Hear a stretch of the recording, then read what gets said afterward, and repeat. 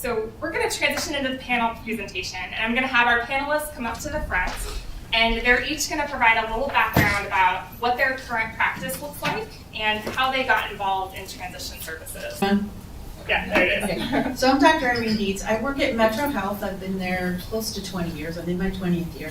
So I run the Division of Comprehensive Care. So our program has been around since 1959, taking care of children with complex medical conditions. But since 2004, we've had partners that are internal medicine, pediatrics. So the way that we do transition is a little bit different because individuals have the option to continue to see, my partners are all internal medicine, pediatric, double board certified. So we can transition you anytime. We try to start having the conversation at age 12, but there's no 100% age, except I really can't follow people beyond age 25. There's a few that sneak in at 26 that I can take care of some conditions, but I would be, as a pediatrician, would be able to say that yes, there's certain adult conditions that are much better managed by providers who have trained multiple years to take care of people with those conditions. But then there's information that I have from your medical record or about your childhood onset disability that I can provide to them. So for your primary care, you stay within our program. Since I'm at Metro Health, we can have individuals then see specialists. So we try to identify throughout those teen years, like if you're being followed by a pediatric cardiologist, you have a condition that needs to transition to an adult cardiologist, or same thing if you have, kidney specialist or a surgeon or who needs to do it. So that's sort of how we do it. Hi, my name is Dr. Eileen Herbert. I work at the Cleveland Clinic, and I work at the Richard E. Jacobs facility, which is out in Avon, Ohio. And I'm in internal medicine, so I take care of patients who are 18 and over. And I've always had an interest in helping people with developmental disability. And I've worked with a group that was started by a doctor at the Cleveland Clinic who also works with patients with developmental disability. And we have done different programs, research programs, and pulled in some of the community support people to try to improve the overall health care for people with developmental disabilities. So that's kind of how I got interested in it. And I've been working with that group for several years, and I've been in practice for 22 years. Oh, Olivia. I thought you were sitting next to you. So hi, I'm Bill Smucker. I'm a family physician. I work at SUMA. I teach in the residency program there.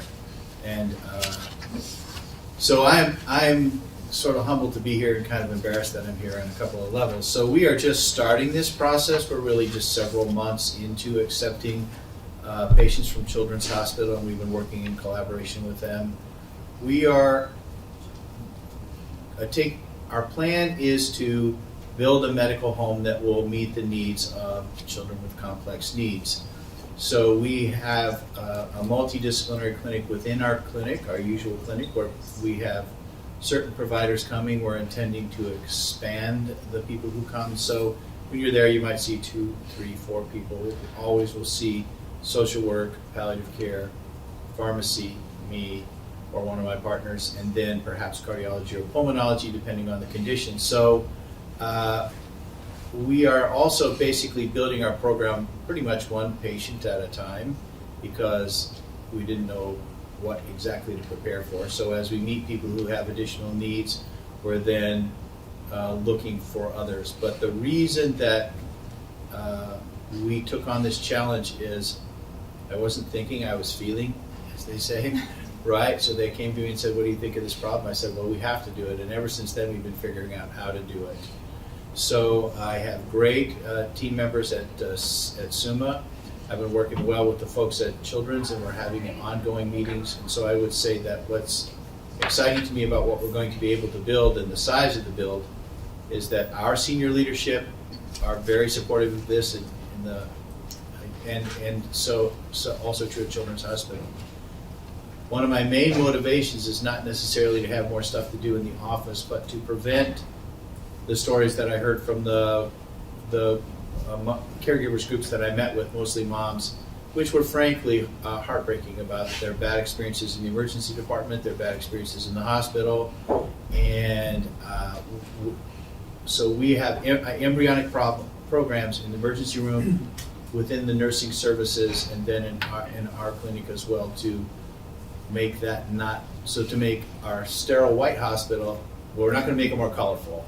I got nothing to do with the color scheme, but to recognize that parents are the experts, parents or caregivers are the experts, and that they're going to be at the bedside and going to get to go to the radiology and all these other things that they're used to over at Children's Hospital. And my dream is that by doing more of what they do, we will fundamentally transform the way we take care of adults in the hospital. The one last thing I'll say about us is we provide care both in the outpatient and the inpatient arena. So if our people get hospitalized, of course many of them will require the care of a specialist, but our team will be the primary service. So the medical home team will see them there. And we're figuring it out as we go along. Hi, I'm Nathan Stahauer. I'm a physician in combined internal medicine and pediatrics, MedPeds, as Irene alluded to earlier. I'm the program director of the Combined Medicine and Pediatrics Training Program at UH and Rainbow. And a lot of people in MedPeds have an interest in this issue since we take care of patients from birth until old age. In 2016 at UH, I started a service to consult on young adults with complex pediatric conditions who were admitted to the adult hospital and provide assistance. There was allusion earlier to the fact that oftentimes internal medicine trained physicians may feel less comfortable with some conditions that children are now growing up with, and certainly.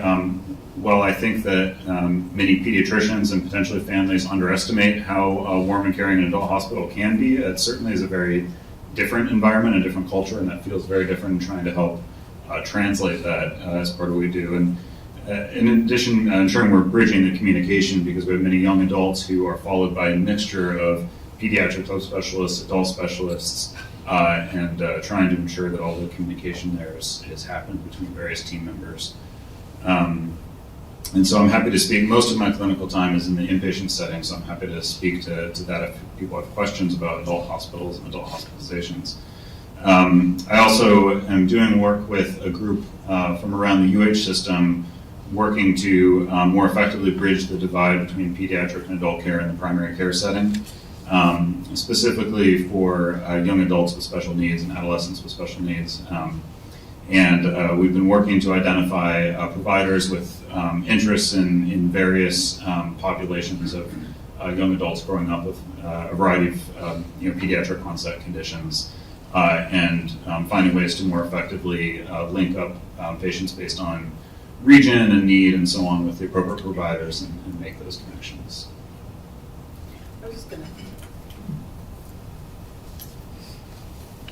So I've been doing this a long time, but I have a perspective too. One of the things, so when we look at those adult hospitals, we say they're cold and they're sterile. I think they're also efficient.